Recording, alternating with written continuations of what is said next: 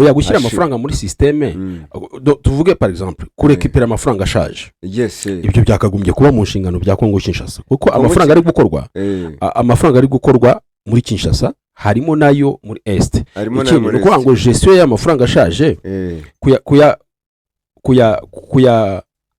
kuyakuramo cyangwa kongera amandi byakagombye kuba mu rwego rwo kurekipera amafaranga no gutuma ifaranga ry'igihugu cya Kongo Kinshasa riguma kuba stable nuko ngo gestion yayo akagombye kwitiranwa na gestion y'amafaranga aba ari hanze mu gihugu nuko ngo none se amafaranga inote ya Kongo Kinshasa nibiri kuzenguruka nk'Ikampala ntagaruka kazugaruka muri banque centrale alors na yari mu bice rero FC23 iyobora nayo yakagombye kugaruka akazasubira muri banque centrale akaza amashyashya byo birashoboka uburyo bwo gutuma iri kubyanga oya nakazi kayo ni mu rwego rwo kubapenaliza ati nimwe mwafashe nimwimenye urumva oya ni uburyo bwo kurwana donc nko kuva ni forme yo kurwana ni forme yo kurwana nindi pression bashyira kuri AFC23 kugira ngo abaturage bayivumbaгаtanyeho yego ariko icyo nshaka iyo position yanjye ningiye AFC23 nishyireho gahunda yayo propre kuko iracyakomeza kuvuga ngo iri ku ruhande rwa leta ya Kongo ko leta ya Kongo itabishaka yarwanyije leta ya Kongo yirwanya ku buryo buri militaire abasirikari bataka position ni zose zirirukanka nkuko bashyiraho polisi yabo yego bagashyiraho arme yabo ntibashyiraho n'izindi nzego na systeme y'ubuvuzi bashyiraho systeme yego ya education yego birumvikana ko byibura mu minsi ya mbere balkanisation biramaze kuko uko nanjye mbibona uko Kinshasa irimo gukomeza kubarushya tuzajya kubyuka mu gitondo tubona ibintu byishimo birahinduka biramaze tubone ifaranga rishya biramaze tubone uko buri gihe bakomeza kugenda bashyiramo akantu kamwe akandi kazemo dufata urugero Kinshasa ubona uraba kwivuze ati abanyeshuri nta n'urupfusha rwacu muzongera kubona yego nibicare hamwe ejo bundi kavuga ati amafaranga mukoresha aho ngaho ntabwo tuyemeye ariko se babivuga gute kandi ari ayabo ari ay'igihugu ejo bundi ubona ko bari bongeye bati imisoro iva hano yinjiye mu bice bya FC23 tugomba nako ivuye muri FC23 bije muri leta tugomba kubisoresha ejo bundi bashyiraho itegeko ngira ngo wararibonye babwira amakampani y'indege yego yuko nta muntu bemerewe kuzongera gutwara uje Kinshasa tufata urugero avuye hano Goma agiye Kinshasa ariko gena Ethiopian afite icyangombwa yavanye cyo muri Nuza East yego ntabwo byemewe ntabwo byemewe uvari na company bahannye cyo gihe amakuru nasomye ku mbuga nkoranyambaga bavuga ko ari company bahannye yari yabikoze yego nose ubwo nufite arimo ahubwo irimo irabwira iki gice uti mwebwe nabo mukira abacu none ugasanga FC yo iravuga iti n'ikimenye twebwe turabakongomani dore turakoresha n'ibirango bya leta yego ibendera ry'igihugu ibirango bya leta sibyo kurenge nkabona ku giti cyanjye Kinshasa n'irimo iribarikanisabda ariko na FC iri kwiyomeka hata aho idakunzwe iri kwiyomeka kuri Kinshasa iri kwiyomeka kuri Kinshasa kubera iki niba waravuze ko abantu badafite autorité l'autorité kuko none mu kuronde rwa Kinshasa abdo ugiye kuronde rwa Kinshasa irakubwiye ati je na autorité nyifite hariya na contrôle nyihafite niyo nafite re contrôle ubwo abo baturage kuko autorité yegari ikintu kuvuga abaturage bari abahungu narababwiye ngo baberereke nze nsubizeho ibintu ku gihe ku murongo baranze ni Kinshasa iri kubivuga narababwiye ngo nibegereyo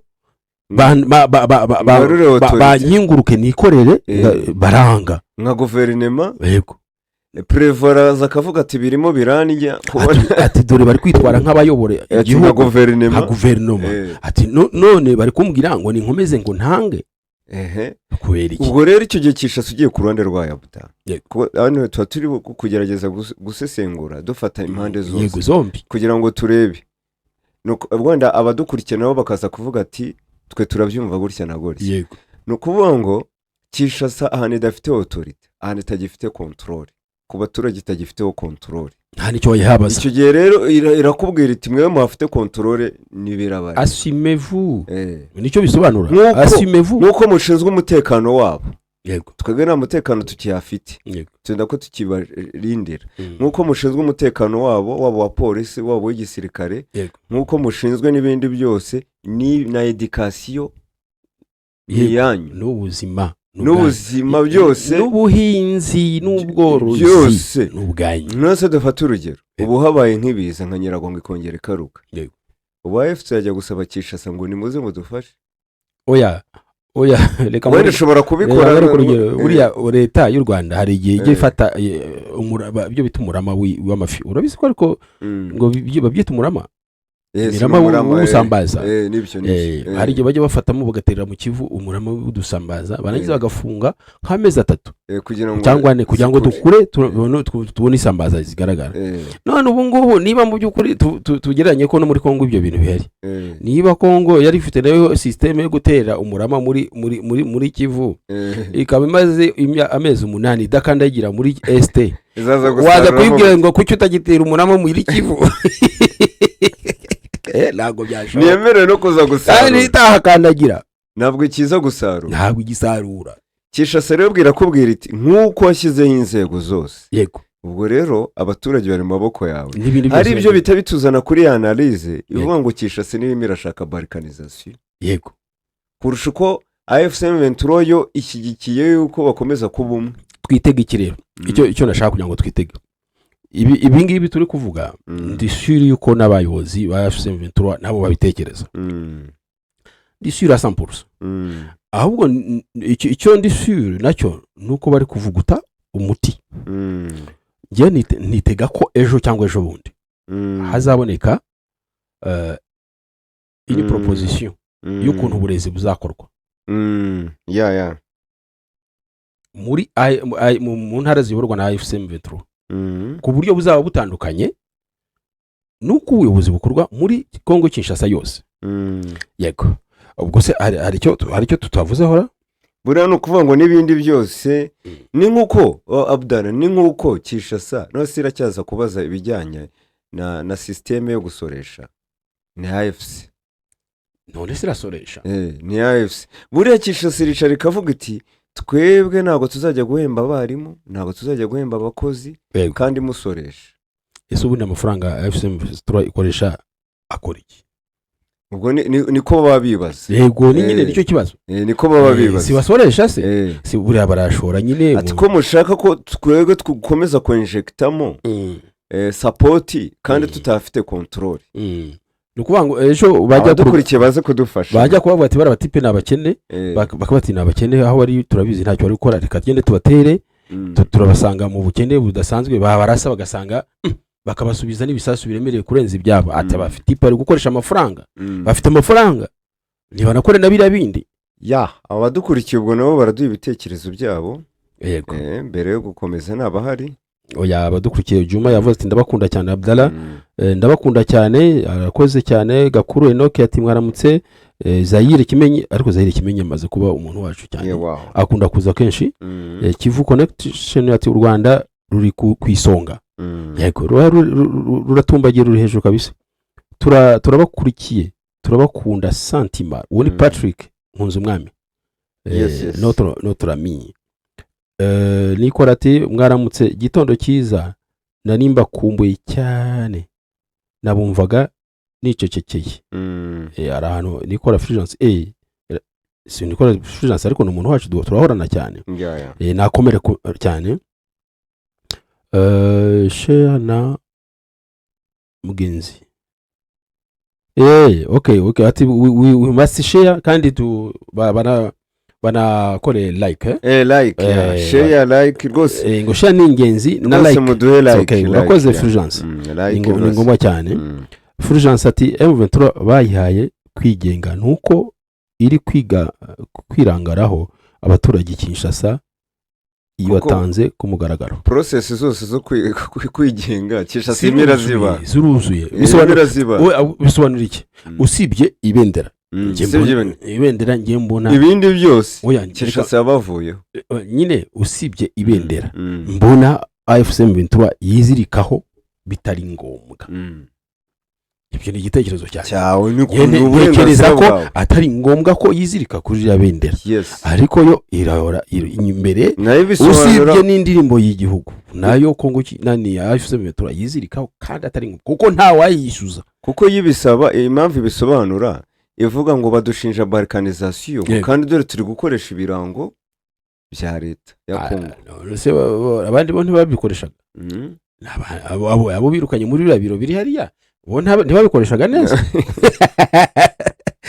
Oya, ibyo ntabwo ari igisobanuro gishobora kugira icyo kivuga, ariko ndi kuvuga ko ntibari oblige, kuko ibindi byose leta irimo irababwira ati nimwimenye. none ni ukuvuga ngo niba bakwambuye ibiriya byose, aba baturage tugomba kukubi education. Bisa nkaho buriya n'ubutaha nta bizamini leta ya Kongo izongera gutanga. none siho biri kugana se, niho biri kugana, no kuvuga ngo ku banyeshuri. No kuvuga ngo rero yakagombye kubitangiye gushyira en execution son plan politique, kuko irayifite. Ntabwo ari FC uko bayibeshyeraga mbere, yashyiraga plan ya nuza ya balkanization, ahubwo turabona ari Kinshasa ubwo irimo irayishyiramo imbaraga. No kuvuga ngo AFC/M23 byanga bikunda niba yarafashe intwaro ikaza kurwana, ifata ibice n'ibice, ifite un projet de société. Iyo projet de société ireba iki rero? Ireba d'abord la sécurité de personnes. Ibyo byo c'est à 100%. Irareba education, bagomba kwiga. Irareba ubuvuzi, la santé. Irareba ubuhinzi n'ubworozi. Irareba ubucuruzi, l'économie. Ibyo byose igomba kuba byanditse quelque part. Kinshasa nta kintu ugomba kongera kuyibaza. Ese birahari? Ese bishobora gushyirwa mu bikorwa? None sabda ku kindi kibazo.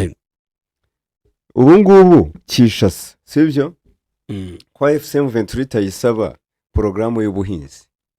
Ubu siracyayisaba budget y'ubuhinzi kubijyanye na budget, kuko hano igihugu bugikora budget no mu ministeri n'ibiki byose. Nkeka ko no mu byo barwanyije ubwo ubuhinzi sibo bimenya system y'ubuhinzi. Nkeka ko mu byo AFC/M23 yafatiye n'intwaro no kuba wenda n'ibyo bice bya ubuhinzi ubworozi bitagirirwa projet, bitagirwa budget. Urumva alors bo bagomba kuza bazana nyine iyo budget, iyo programme, iyo suivi. Ikindi kuki AFC/M23 ikora imihanda? Yego nuko leta itayikoraga. Nako itayikora. Yego, kandi ikintu n'abaturage batangiye kwishimira. Babishimira. Kubw'ibyo rero kuvuga ngo Kinshasa ngo yafashe icyemezo ngo cyo kureka ibingibi kandi n'ibindi yarabiretse bakabikora, nge mbona ku giti cyanjye nandemeranya nawe babareka. Nibabareke bo bakorera abaturage. None mukore projet, mukore plan, mushake ariyo niki les partenaires. Abapartenaires niba ari ngombwa, nibatari ngombwa ibice barimo bifite ubukungu, hari ubuhinzi, mugire ibice byera cyane. Ni hakorwa budget national, national no. Budget régional. Budget de la partie sous occupation. Narimgise nation. Mama mia, Mama Santa Maria. Ni wakore budget sous occupation. Ni munyumve nabi. Ariko bino amazi agana mu nyanja. Ngo recevoir la rivière. Est-ce que ujya bavuga abafaransa? Ariko icyo navugaga buriya cyumvikanye, ni hakorwe projet, ni hakorwe budget de l'occupation ikuvura toute la. Oya baranayikora, reka nkwereke. Barayikora kuko turimo kubona ibikorwa remezo AFC ikora. Abaturage bakomera amashyati kabisa. Twari tumaze imyaka 60 na muhanda hano dufite. Buriya ibikorwa. Ejo bundi nabonye abanyamakuru barimo ba Steve Wembe bishimye kwamaza iminsi Bukavu. Nabonye ejo ndi yambara naririmba ahantu rwose hip hop. Ni umuhanga kuri hip hop. Okay. Urumva avuga ati Bukavu uri kuza mu migi ya mbere munoza muri Kongo ifite isuku. Yego. Mwumva icyo ni ikintu abaturage bishimye. Erega isuku nta kindi kirimo c'est un engagement. Moi je m'engage à ce que ma ville sera toujours propre. Nta kindi. Ikindi abaturage bishimiye bya bintu abasangaga babaka kakitu kadogo ntako babazonga buri kanya ntako ibyo rero nibakomeze muri uwo mujyo. Ibyo kuvuga ngo Kinshasa ngo yakupye babihorere bakomeze bagire bo bikorere. Ejo bundi nibima amafaranga nayo ngayo mashyashya bavuga. Banki santarare nibima amafaranga bakabonera imirabagora. Erega none se Kinshasa yabahaye inzira. Yarababwiye ati nimwibarikanize. Menya hari nta bantu bashobora design. Abantu bashoboye design yo gudesigninga nk'akanoti kamwe bakagashyira ari atakangaka kagira akamaro. Ariko nibyo bamugane navuga ngo le ruisseau voit la rivière. Uko Kinshasa ikomeza kubagora. Bana inzuzi imigezi yimena mu nzuzi. Ari n'undi mugani. Hari n'undi mugani bacaga mu Kinyarwanda ariko tuvuga mu Gifaransa kugira ngo twisekere ngo les légumes vont les enfants. Imboga zibona abana.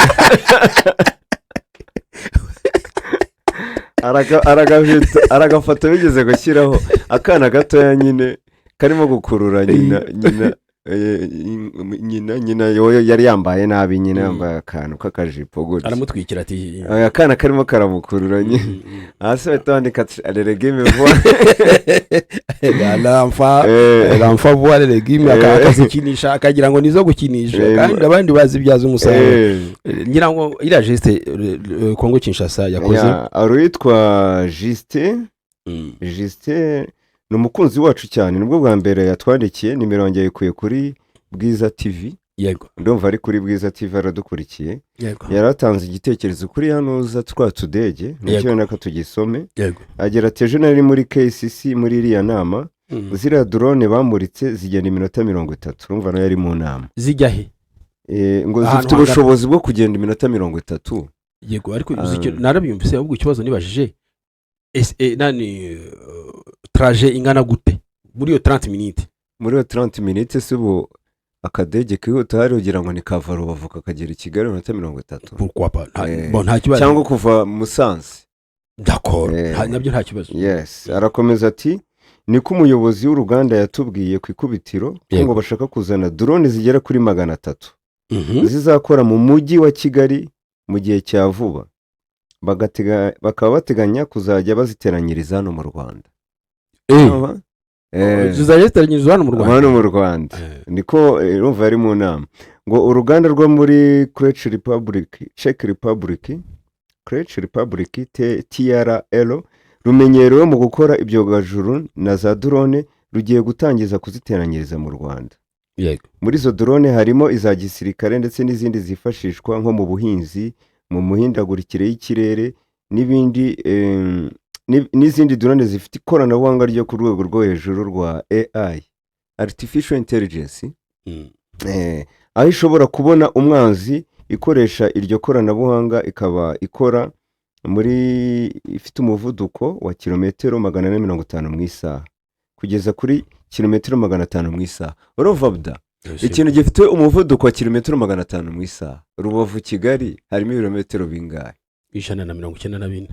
194. Yego, urumva rero minota 20. Yumva ni minota 20 ukaburi Kigali. Ariko rero ngiye kumva izo drone zisa nkaho zitagiye kuntera ubwoba, kurumva ari nyinshi. Abashoramari bitabiriye inama iza gusozwa uyu munsi bavuga ko u Rwanda ari igihugu cyiza cyo gushyiramo imari, gushoramo imari ndetse no kubona ibyangombwa mu buryo bworoshye. Drone nuko numvise ari nyinshi bari kuvuga. Uwo yitwa nde?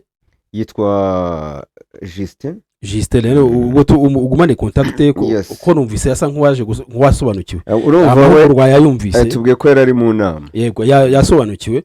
Ukaho twagira ikibazo kubijyanye n'imyumvire ya drone twajya tumubaza tutese wibuka nibi.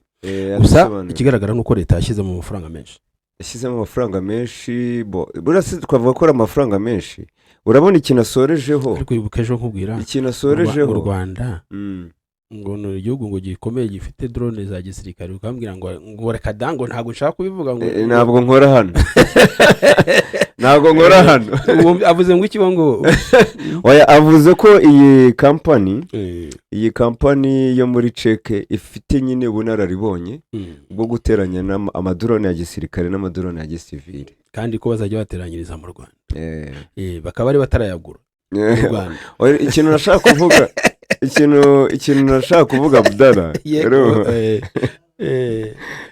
Abdallah baninura no kubanga ikintu twashakaga kuvuga nuko drone ikintu asorejeho mu Rwanda bashyizeho politiki yo korohereza abashoramari. Yego cyambere nabo bishimiye uburyo ngo ntago babyumva gutangiza ngo ubucuruzi mu Rwanda ni ibintu byoroshye cyane. Yego ibyo biroroshye kandi buriya hari ikintu twigeze kuvuga Abdallah, buriya His Excellency ari amaproje azana abantu ntibahite babona ko yarebye kure cyane. Urugero nk'iyi proje yashyizeho isoko rusange muri Afurika. Biroroshye kubwira umushoramari ati no ntabwo ari isoko ry'u Rwanda gusujeho, uje ku isoko rya Afurika, uje ku isoko rya Afurika rituwe n'amamiliyoni. Yego n'abandi bakaza ntabwo uje ku isoko gusa ry'u Rwanda, uzahita unahera ku isoko rya East Africa. Yego kuko ni ibintu bikorerwa hano bikaba byajya mu kindi gihugu, ari ibintu bizajya bikorerwa hano bikajya mu kindi gihugu bitari bigusabe kongera indi misoro y'amahoro ihanitse. Yego ibyo rero abashoramari babyumva ku buryo bwihuse. Ikindi kandi abantu nose bibaza ko ruganda ruteranya imodoka mu Rwanda wibaza ko rwahombye. Oya ya Volkswagen ubwo reka mbwire isufi yuko uba muri iryo soko hano mu Rwanda Kigali warangiza ako kadege ukakazamura mu kirere bakakareba mu kirere bakabati kabaye yamaye nka data kareba baragafite hariya kandi bagakorera hariya Kigali bakaza biruka bati mukaduhereze turagakeneye. Buriya nureba hari ibindi bihugu urana ko u Rwanda rwo rwatangije drone zigemura amaraso. Yego n'imiti kwa muganga zipline. Hari ibindi bihugu muri Afurika bitangiye gukoresha iriya gahunda. Ndumva harimo Cameroon, ndumva meruka Cameroon nayo ibisaba, babonye ko ari nziza. Pourquoi pas izi drone nazo tutatangira kuzibona mu bindi bihugu bya Afurika? Ariko kugira ngo ugire umurwayi akeneye amaraso litiro 2 z'amaraso ugashaka n'umuntu mu gihe utarabona n'umuntu wahuje wenda amaraso bakakubwira ati ntugire ikibazo, ukajya kubona ukabona akadege kaguye gataye amaraso muri jardin cyane bati ngayo yaje Justin yarakoze cyane. Uzi ko umurwayi wawe atakira ati ni ijuru rinyohereje. Oya birihuta. Yego Justin arakoze ku bitekerezo aduhaye. Iyi nkuru twayireka ahubwo reka dukomeze. Urifuza ko dukomeje iki? Twageze muri Congo deja tuyigezemo, aho tuvuye kuri no ngingo y'abana tubonye mu mwanzuro tubonye ko Kinshasa ntabwo rwose ugiye ku ruhande rwayo ntabwo yakomeza gusapotinga ibice AFC/M23 irimo, kuko AFC/M23 bivuga ngo ni abaturage barimo kuba victime, ariko leta nayo ikabe simwe muhayobora. Buriya ibibazo umuntu ashobora kuvuga ndabishyurira se amafaranga y'abarimu turi inshuti, ndabishyurira amafaranga y'abarimu se turakorana, ndabishyura nimwimenye urumva niko amagambo bavuga nuko nyine umuntu abanyapolitike bavuga ukundi ariko mu Kinyarwanda ariko urasetsa ngiye nkwishyurira abarimu ntiwanyirukanye ndacyaba afite control, ufitanye umubano nawe. Nibyo bibazo ni gute bakwishyurira abarimu cyangwa bagashyiraho izo systeme z'uko abana ngo bigiraga ubuntu kubera iki hanyuma kuri tele tukabombardana. Ariko reka njye kwirebera u Rwanda inshuti yanjye u Rwanda na Congo Kinshasa ni inshuti kabisa nawe ufite mbetura. Ariko ahubwo tute dusimbukira kuri iyo nkuru nibyo urambwira ibyo uri inshuti yanjye reka nirebere tuziranye u Rwanda na Repubulika Iharanira Demokarasi ya Congo rero byiyemeje gutangira guhanahana amakuru y'ubutasi yerekeye umutwe wa FDLR mbere y'uko idoha hateranira inama igamije kureba uko uriya mutwe w'iterabwoba wasenywa. Ntumva nose wa Kongo Kinshasa wayigaye urukundo ni rwoye, yego bafitanye urukundo. Donc umuntu bari gukundana bagirana de projet.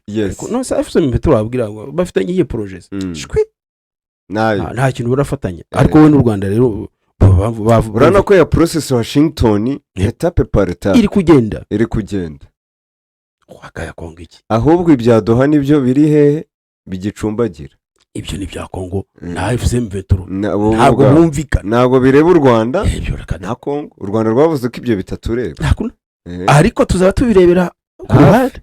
Ati twebwe musenye FDLR dukure ingamba z'ubwirinzi, ibyo muzadukenera tuzaba duhari.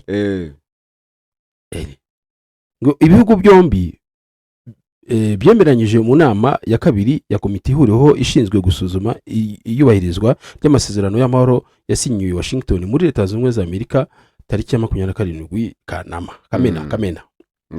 Inama kabiri iriya komite yabaye ku wa gatatu tariki ya 3 Nzeri yitabirwa n'abahagarariye u Rwanda, RDC, Leta Zunze Ubumwe za Amerika, Qatar, Togo ndetse na Komisiyo y'Umuryango wa Afurika Yunze Ubumwe. Yibanze ku gukemura imbogamizi zatumye amasezerano y'amahoro y'u Rwanda na Kongo Kinshasa adashyirwa mu bikorwa, zirimo urugomo rwagiye ruvugwa mu burasirazuba bwa Kongo ndetse n'ingamba zafatwa kugira ngo ibiteganywa n'ari amasezerano byubahirizwe. Ingingo yakunze kugarukwaho rero kuva amasezerano yo kuwa 27 Kamena yashyirwaho umukono nijyanye na nuko leta ya Kinshasa igomba gusenya umutwe wa FDLR usanzwe gukorana n'ingabo zayo, bigakurikirwa n'uko u Rwanda narwo rugomba gukuraho ingamba z'ubwirinzi rumaze igihe rwarashyize ku mupaka. Bisano izo ngamba ziri ku mupaka. Abagize komite ihuriweho ishinzwe gukurikirana ishyirwa mu bikorwa byari amasezerano bagaragaje ko bashyigikiye inama y'urwego ruhuriweho rushinzwe guhuza ibikorwa by'umutekano, ubwo ni GSCM, izabera i Doha muri Qatar mu minsi iri imbere, aho ikazibanda ku mbaraga zo gusenya FDLR no kubaka icyizere ku Rwanda no kuba u Rwanda rwakuraho ingamba z'ubwirinzi bwashyize ku mipaka nk'uko bigaragara ku mugereka w'amasezerano y'amahoro. Itangazo ry'inama yo kuwa gatatu rivuga ko mu rwego rwo kwitegura inama itaha, GSSM RDC yagaragaje ko nta politiki ikwiye gutuma FDLR ishyigikirwa, inemera akamaro ko gufata ingamba ziri muri uwo mujyo. U Rwanda kandi ku ruhande rwarwo rwagaragaje ko rwubaha ubusugire bw'ubutaka bwa Kongo ndetse rukaba rwemera akamaro ko kwemeza ko ibikorwa byarwo bihuye n'iki cyubahiro. Bihuye n'iki cyubahiro ni ukuvuga ngo yubaha ubusugire bwa Kongo, ibikorwa by'u Rwanda rero bigomba kujyana n'icyo cyubahiro bivuga. Itangazo kandi rivuga ko RDC n'u Rwanda byombi byongeye gushimangira inshingano zabyo zo guhagarika aka kanya kandi nta mananiza inkunga iyo ari yo yose ya leta ku mitwe yitwaje intwaro itari ya leta, keretse bibaye ngombwa kugira ngo aya masezerano ashyirwe mu bikorwa. Ngo aka kantu ko numva karemereye ngo bose bemeranyijwe aka kanya uhita bahagarika gushyigikira imitwe yitwaje intwaro. Ngo keretse bibaye ngombwa. Bemeranyijwe ko aka kantu wakumvise neza. Tureka ushobora gutekereza igihe byaba ngombwa ryari. Dufate nk'urugero kuri FDLR. Yego. Kinshasa ishinjwa ko itera inkunga FDLR. Yego. Guhungabanya umutekano w'u Rwanda. Cyangwa se muri uku kurwana na FCM Ventura. Yego. Sibyo? Noneho Kinshasa igashinja u Rwanda ko rufasha M23. Ariko u Rwanda rwagiye rubihakana. Yego. Nge muri analize yanjye naravuze ubwo nge niko myumva. Yego. Ubundi ko AFCM Ventura na ko FDLR ari umwanzi w'u Rwanda ikaba n'umwanzi wa FCM Ventura, ubundi ku giti cyanjye kuki AFCM Ventura itaba umukunzi wanjye.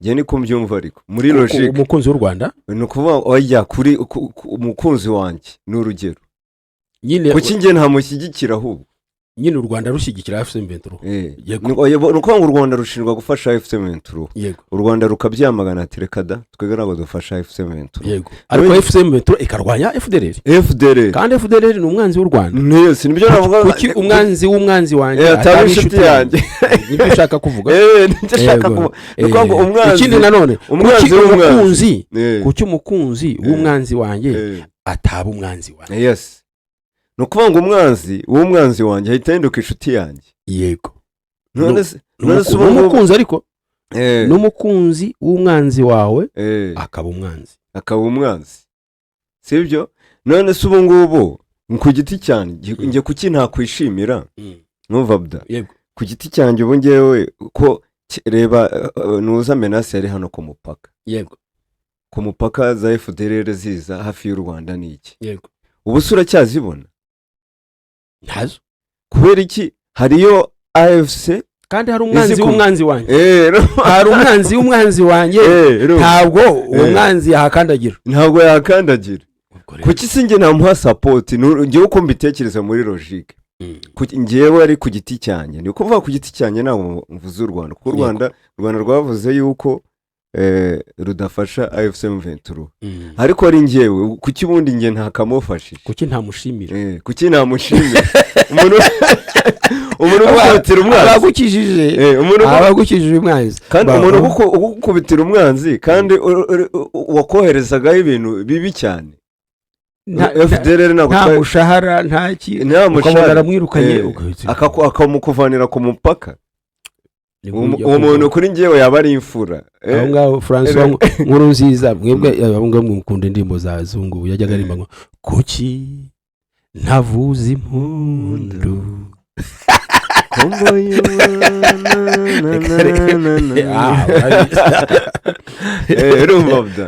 uwo muntu ahubwo kuri ngewe rwose namuhinga namuhinga nose ubwo wajya kubona FDLR yarikoraga hano ikarasa ibisasu hehe dukora ubwatsi wajya kubona FDLR ikikora ikarasa ibisasu ikabirasa munuza mu kinigi yarateraga igahamya mu kinigi yego urumva nose bira bisasu arubwo ari indabo yoherezaga buriya analyse turi kuvuga ni analyse iri logique yumvikana gushyiraho urwego rwa tekiniki ubwo narengereye guhagarika aka kanya kandi nta mananiza inkunga iyo ari yo yose ya leta ku mitwe yitwaje intwaro itari iya leta keretse bibaye ngombwa kugira ngo ayo masezerano ashyirwe mu bikorwa ni ukuvuga ngo gufatanya na FDLR bigomba guhagarara support yitirirwa u Rwanda kuri FC23 bigomba guhagarara niba hari n'undi mutwe witwaje intwaro ushobora kuba ufashwa n'umwe muri abo bantu ni ukuvuga u Rwanda cyangwa se Congo ibyo bintu bigomba guhagarara ako kanya keretse bibaye ngombwa ko umwe cyangwa se bombi muri bariya bantu afasha umutwe ntabwo tuvuga iriya umwe muri iyo mitwe yitwaje intwaro akayifasha dans le cadre yo gutuma amasezerano ya Washington ashyirwa mu bikorwa ubwo tanga nk'urugero kugira ngo abandi dukurikiye babyumve reka nkwereke nk'urugero urwo rugero ndarushyira between brackets kubera ko ntabwo ni igitekerezo cyanjye tuvuge yuko companies koyi ebyiri za FDLR zirukankanywe ziturutse mu bice wenda Kongo yiyobora zahigwaga zikajya mu gice AFC23 yobora AFC23 ikagaragaza ubushake bwo kuzihiga kuko zo n'ubwanzi wayo ikananirwa ushobora kuyihereza u Rwanda special force ushobora kuyihereza special force ya Kongo ihuriweho n'u Kongo n'u Rwanda yego kugira ngo ziyifashe kuyideroja ariko ibyo n'ubundi niko bizagenda kuko ari amasezerano ateganya ko impande zombi zishobora gufatanya kugenda gucyura FDLR.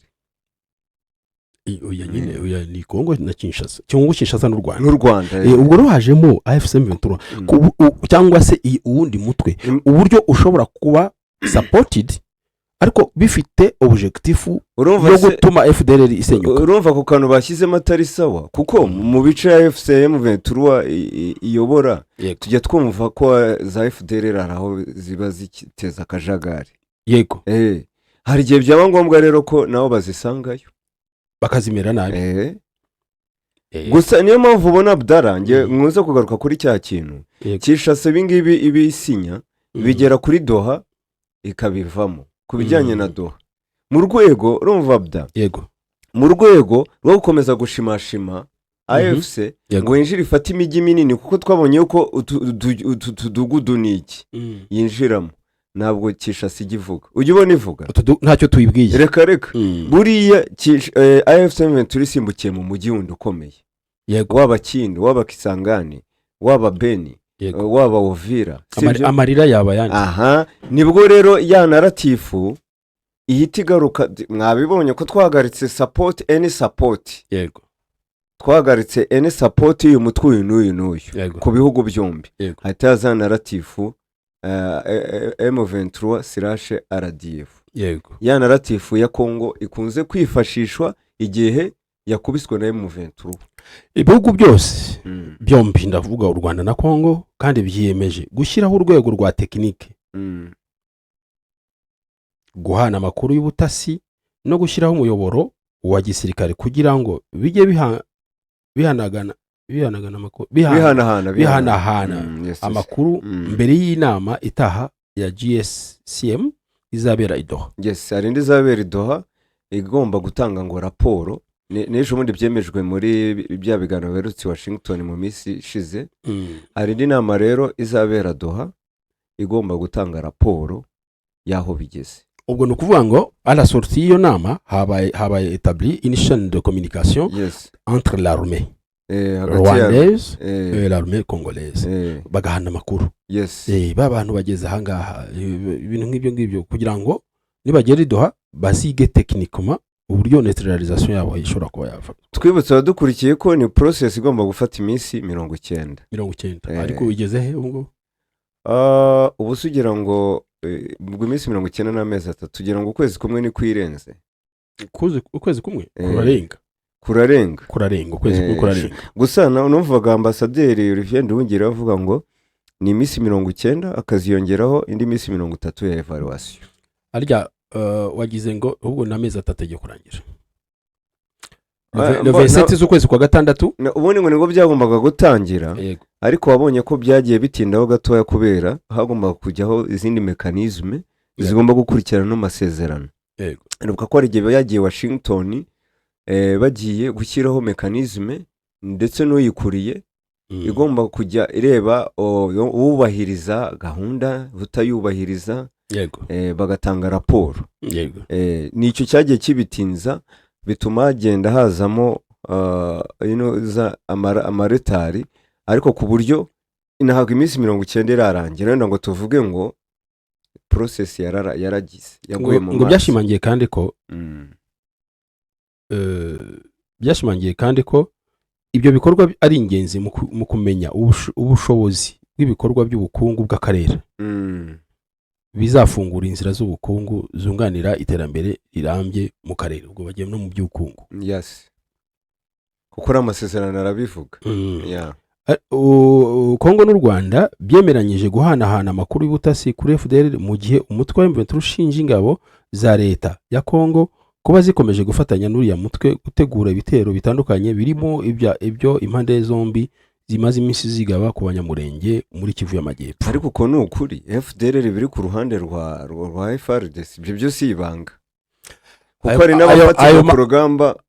Ayo makuru dutanga izi nshuti zakadasohoka u Rwanda na Kongo zizayahana nk'uko turi kubivuga. Ubwo barindiriye process kuko iyo bavuye hariya tujya tubona ibindi. Ariko bigaruka kuri cya kintu bona ibintu bizagorana igihe Doha nta kintu kiravamo. dutegereze Doha. njye mbona Kisekedi afitweho igitutu gikomeye cya Trump kugira ngo bamubwe ibi bintu wasinye bya bindi wajyaga wigira ngo ngiye sinye ibintu singomba kubigira kubyubahiriza no? Trump nako Kisekedi akabyubahiriza uko byanditse ariko akabyicira mu masezerano ya Doha mu biganiro bya Doha barimo ni ukuvuga ngo Washington yo arayubaha yes kubera ko nawe azi yuko Doha igomba kunganira Washington bituma rero umuntu ashobora guhita yibaza ikintu kimwe kamanza nangije kuri iyo point ni ukuvuga ngo nawe mu mutwe we azi ko Doha igomba kunganira amasezerano ya Washington nzajya nubahiriza ibya Washington kubera presi y'indiho hanyuma ibya Doha kuko ntemera uriya mutwe banjyanyeho by force ngewe uriya mutwe nzajya nk'usabota ariyo mpamvu abonye mirasabota muri ibyo abanyeshuri n'ibiki ariyo mpamvu isabota ku rugamba kugira ngo bayikururire kwinjira mu mijyi ibone uburyo ihita ibivamo byose igehese ihitemo intambara warambaje ati niyiziye ishoboye se none se n'ubundi na mbere ntabwo yagiye igaragaza ko ishoboye ariko ifite abayirwa ubundi se Kongo irirwanira ifite Burundi buyirwanira irakodesha merceneri ifite ababirigi ibashaka bapfe n'akazi kabo urumva none iranunguka muri budget z'igihugu kugura intwaro nabonye ko ubushize barunguka cyane kuko ubushize byagaragaye ko ngo bashoye miliyari 4 z'amadolari muri budget y'igisirikare ariko abanaliste bavuga ko ngo izakoreshejwe zitageze no kuri 2 andi yagiye ariko ushaka kuvuga nangize ngo iyo Kongo irunguka ahubwo irahomba kubera ko abayobozi babo baradeturuna byo n'abayobozi je suis d'accord fata aba mercenaires bavuga ko ngo ari 3,000 ariko bakoraga hari nka 300 yego mercenaires imwe abarirwa 20,000 by'amadolari yego ku kwezi niyise ko varumwanaliste wawo ndi tujye dukurikira ubiburayi umukongomani basaga nkaho birambura abigaragaza mu mibare ati fata noneho mercenaires amafaranga bamuhaga ku kwezi nta nubwo yarenzaga 2,000 by'idolari yego 2,000 uti mu mercenaires umwe oya byari 5 yego niba nibagiye naravuga kandi ngira ngo bandikaga 8 yes reka tuvuge 5 kandi abarirwa bingahe ahubwo ikiyo wewe yavango yabarirwaga 20 yego hano amafaranga hari wabyita surfacturation bashyiraga amafaranga wenda tuvuge 5 ibindi 15 ku mercenaire umwe kuba n'ibihumbi 3 n'amamiliyari ayo yose ni mu mufuka urumva kuri Kinshasa ndayishimiye biri mu nyungu y'uko intambara ya Kongo iva ku ntambara ya Kongo ikaba intambara y'akarere babyungukiramo cyane babyungukira mu rwego rwa diplomasi kuko biratuma u Rwanda bakomeza kurugira iki kurusiga ibyondo ati dore ni wowe wananiranye mu karere le bouc émissaire bouc émissaire ni u Rwanda buri gihe niwe bashyira imbere basheta baranabyungukiramo mu kibazo baza ko Burundi ari amadrone bwageraga nimo kubaha amadrone se mwumva se atari indi nyungu baba babonye bari kujijuka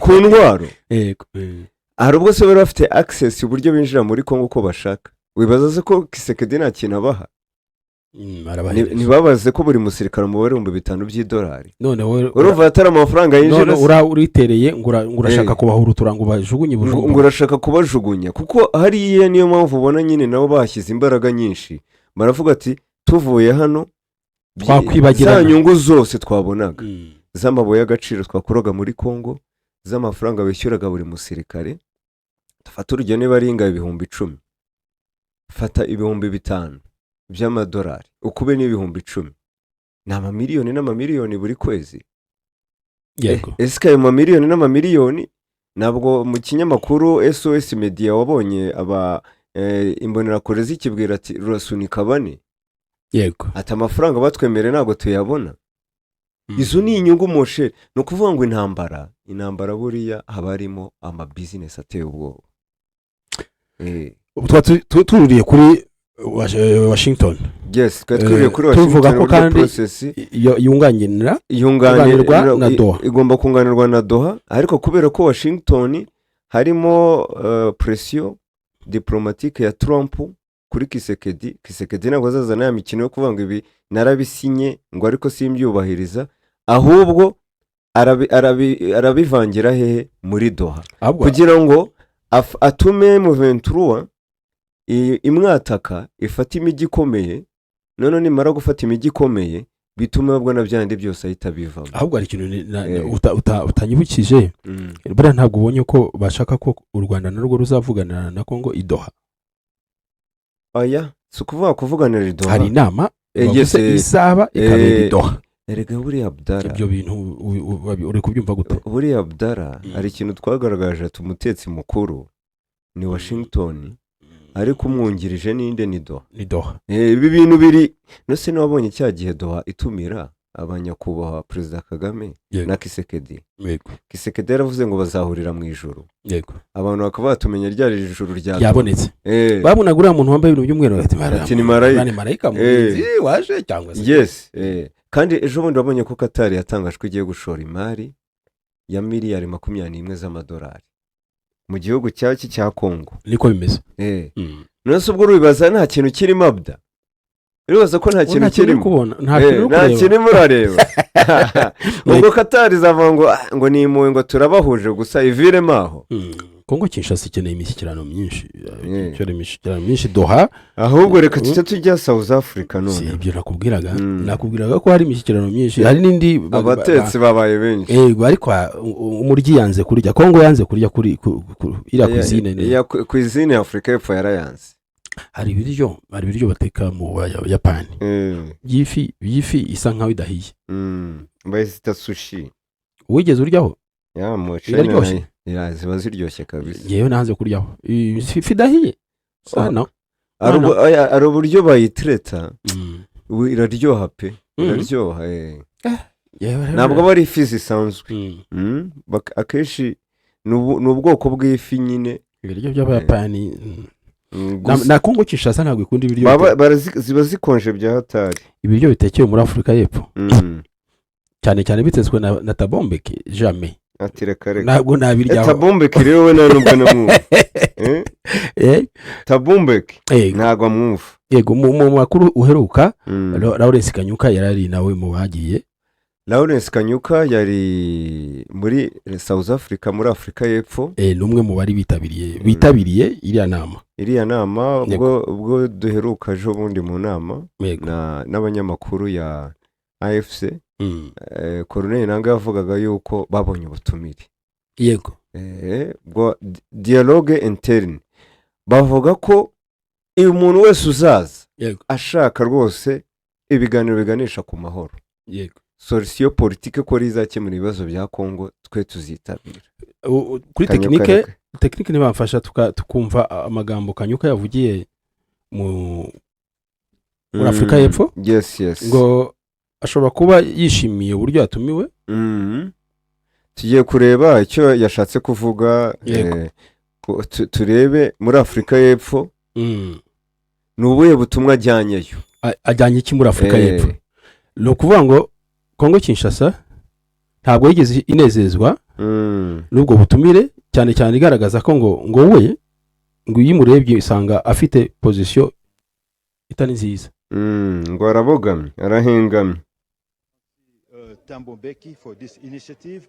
We thank as well the foundation to having us here to discuss. Zamura volume.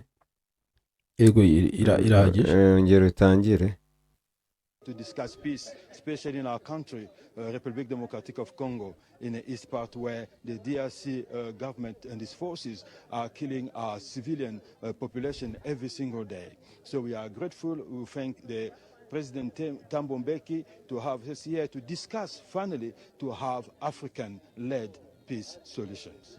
And just once again, Lawrence, what do you make of President Tshisekedi's decision not to come? They say they don't see neutrality from former President Mbeki. What do you make of that step? Yeah, it's dreadful, awful to have another president of the country to deny an invitation for peace. Is really appalling. As Congolese, I can only apologize to President His Excellency Thabo Mbeki and his foundation. because this initiative is very good, needed initiative to find the solutions. Mr. Tshisekedi said that he can't be distracted with foreign negotiations or dialogue, but I know through geography, Washington is known as DRC. Doha is known as DRC. They are foreign countries. Why he says he doesn't want to deal with foreign, to be distracted with foreign negotiation. So it means he closed the door to all negotiations. He wants war. This is what he always say from the beginning. There's no negotiation, just war. That's why he went all over the place to get a military to come to support his war-mongering campaign. He came here to South Africa to seek the help of South African army. He went, he get a mercenary. So Tshisekedi doesn't want peace. He wants war. And we've been saying this for all along. We need peace. We want to discuss. So everywhere they're discussing peace and security for DRC, we are there. So this is why we are here, our presence are here. Lawrence, before I let you go, let's talk about the situation in the eastern parts of DRC. Firstly, the humanitarian crisis, but you've captured swathes of territory in this part of Congo. How is the current situation there? The current situation as we speak in a moment, there is a drone CH-4 of DRC coalition forces that attacking civilian population in Minembwe as we speak. In Uvira, where there's a HQ, they're coordinating attack against all civilians in a densely populated area. They're bombing and killing and displacing many of our population. The situation is dire. The hate speech is up and rising. Even this morning, I released a communique on behalf of our organization telling the world that the hate speech has gone up and hate speech crime has risen as well. So many people have been killed. So the situation is very bad in the moment. So we've been asking the DRC government to have talks since we've been in Sabinho.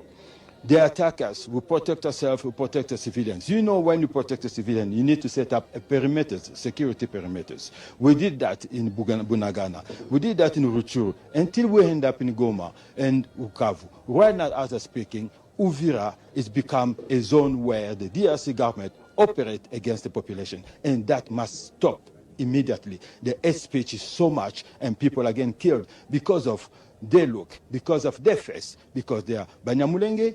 They say there are no Congolese. The exclusion is evident in this country. urumva ko rwose Kanyuka arabisobanuye mu bwenge bwinshi cyane mu cyongereza cy'igifaransa cyiza rwose ariko kizi icyongereza cyumvikana.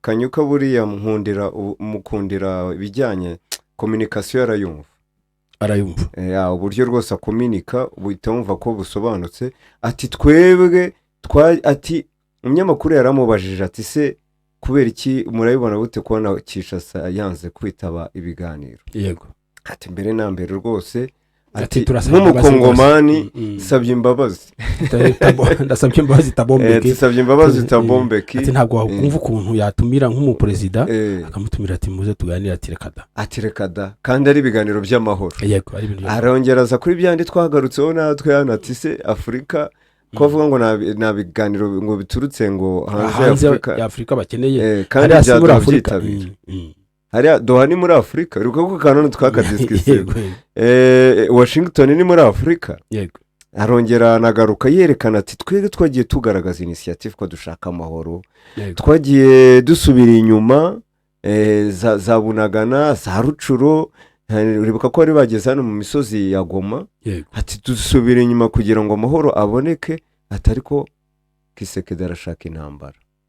Ati ntabwo ashaka amahoro. Ati Uvira ubu ngubu yabaye indiri y'abapanga kwica abanyamurenge, ati kwica abantu basa kubera isura yabo. Yego, ati bafite ikidrone cyitwa CH4 ati kiragenda kigaturitsa mu baturage kikamarana. Ati ibyo bigomba guhagarara. Yego, urumva birunganira iki? Birunganira bya bindi twavugaga aho Kisekedi avuga ati bya Washington biri mu mapuro nta kibazo uzajya mbyubahiriza, ariko ibya Doha byici ntacyo bigiye ngo ngera amahirwe mbone bituritse byose intambara itibi y'akarere.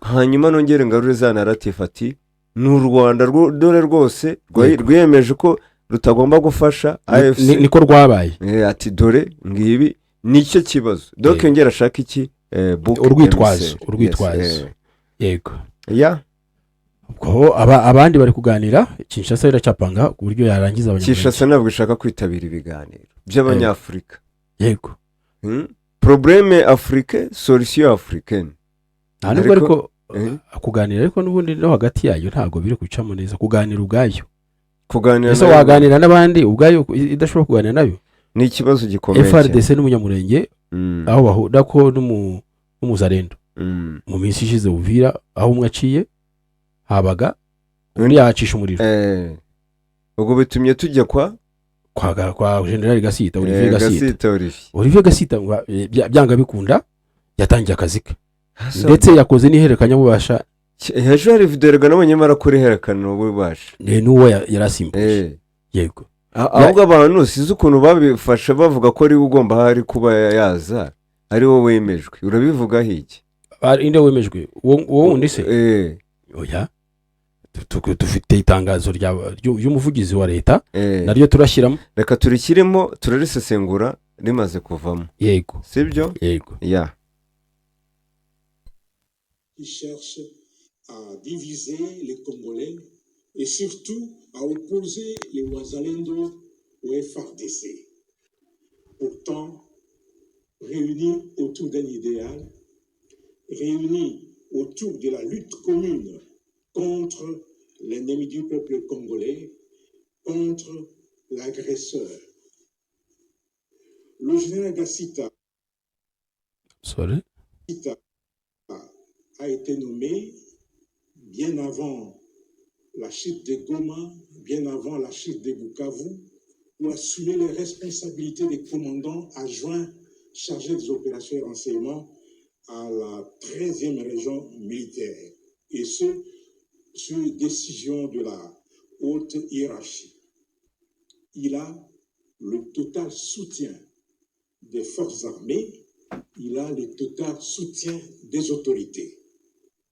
Et surtout des autorités militaires. Et ces autorités savent que c'est un patriote qui ne va jamais se compromettre. Si tel était le cas, les services l'auraient déjà mis hors d'état de nuire, comme ça a été le cas avec d'autres qui sont aujourd'hui aux arrêts. Les forces armées de la République démocratique du Congo déclarent également leur soutien total aux patriotes Wazalendo et leur demande de ne pas céder à la manipulation orchestrée par l'ennemi. C'est une façon de nous diviser pour tenter de nous affaiblir. L'ennemi sait que si nous restons unis, il ne réussira jamais à atteindre ses objectifs. L'opinion nationale doit également savoir que, une fois militaire, on n'appartient plus à des communautés, on n'appartient plus à des clans. On est au service de la nation tout entière. Le général Gasita l'est. C'est un véritable patriote qui a prouvé son patriotisme partout où il est passé et à tous égards. S'il y avait des suspicions, s'il y avait d'inquiétudes sur sa personne, il ne serait jamais libre aujourd'hui. Nous demandons à la population de cesser avec les spéculations et aux patriotes Wazalendo de ne plus tomber dans les travers de la manipulation et de l'instrumentalisation de l'agresseur.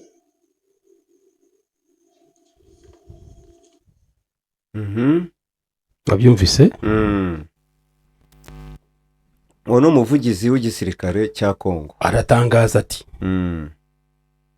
General Gasita ni umupatiriyote nyawe. yes yashyizweho na leta. Gusa nabonye numvise hano nikosa ukoze ubundi hariya mu Bukavu hari 33e région militaire.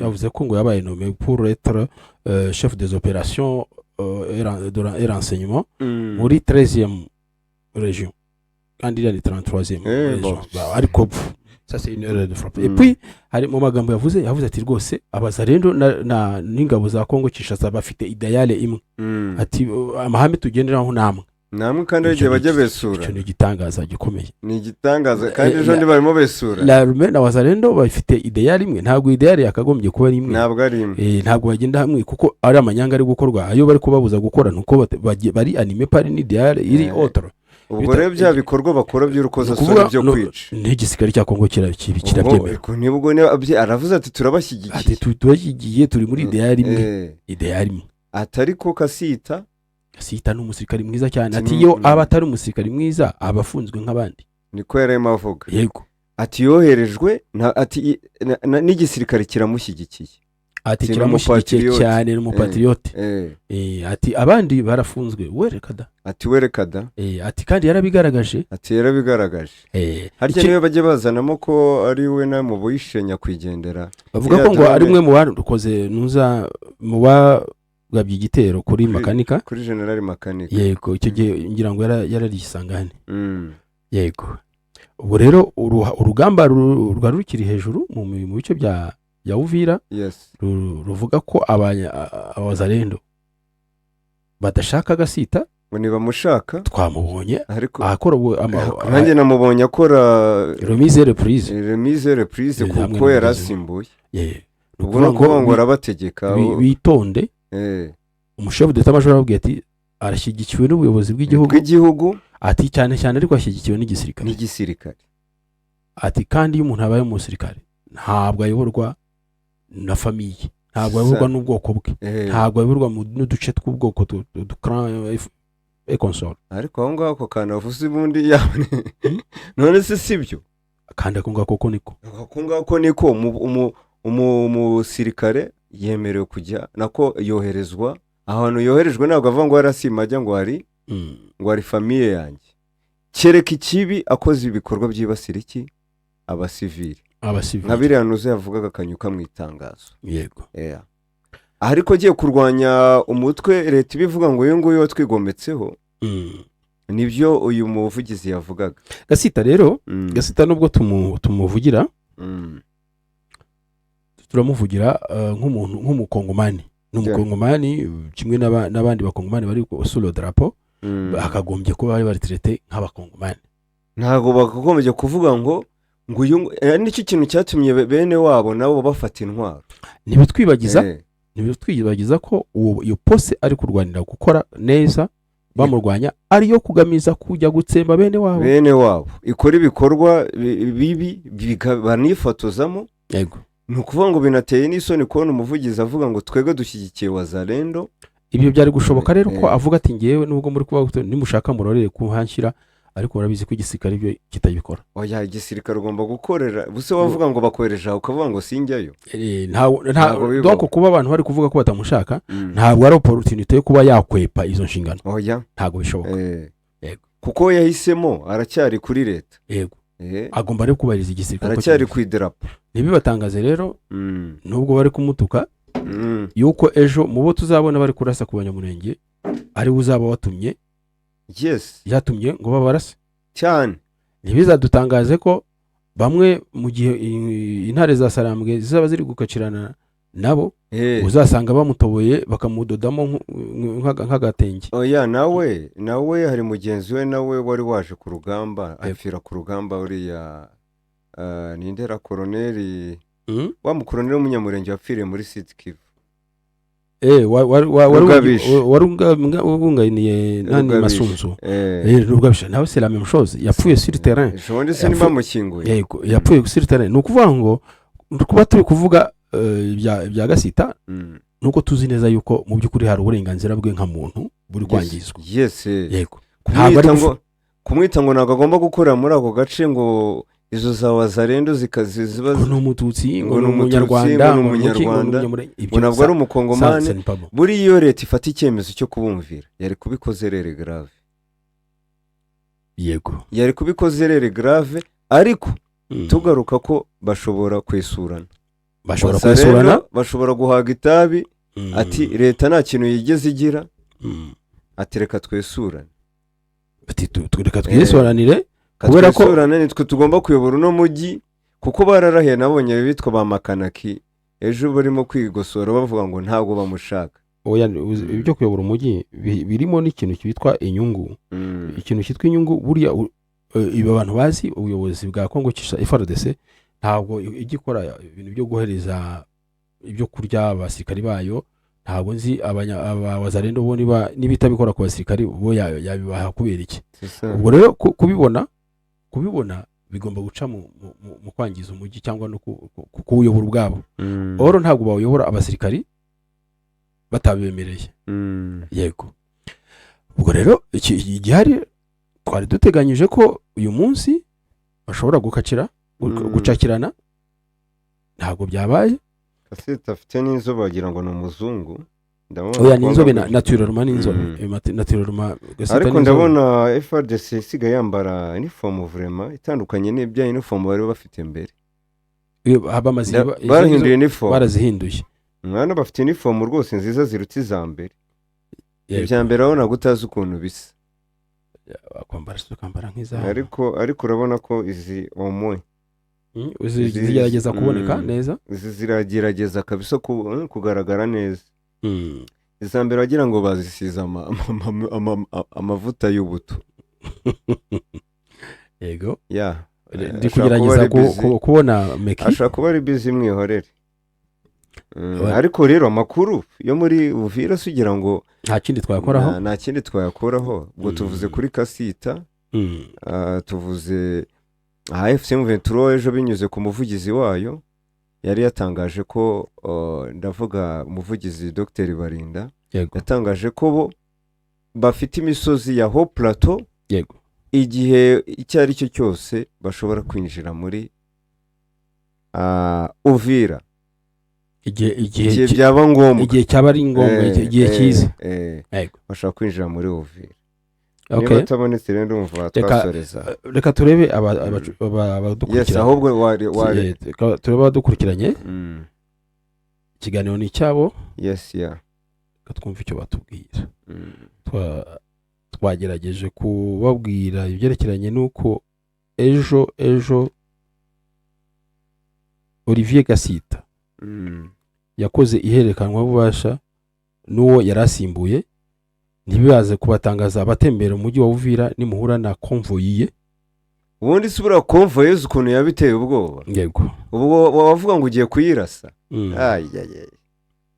ndabemera gusa dukumbuye Minameki Meki ari kuri tere uwo mugabo witwa Karangwa François yes Karangwa François Meki rwose ariko ejo yaramwumvishe yes ari kuri tere yagiye uyu munsi ndashaka kugira ngo tumwumve ariko yagiye kubashakira amakuru ariko yashaka cyane rukundo ati imboga ntizibona ahubwo abana nibo babona imboga abana babona imboga abana babona imboga abana babona imboga imboga ntizibona abana imboga zibona abana imboga zibona abana tuvuye ko abana babona imboga ntabwo ari byo ni imboga zibona abana les enfants voient les légumes voient les enfants si ibyo bintu twajya tuvuga bonjour les amis bonjour Chris Jane uraho ni amahoro amanati bazabura aho guca ukabyabakomeranye ngo byabakomeranye bazabura guca uwo ni amana uri kubivuga niko rafirana ati none se FDR Congo izazikura he ko yarangije kuzohereza mu Burundi abandi babaye wazarendo hari n'abandi yashize mu gisirikare cyayo izemera kubatanga izabatanga buriya bucuti bafitanye ntibyagutangaza rwose babwiye ati dore ngaba ni mu batwari politiki ni ibintu bihinduka cyane ukumirwa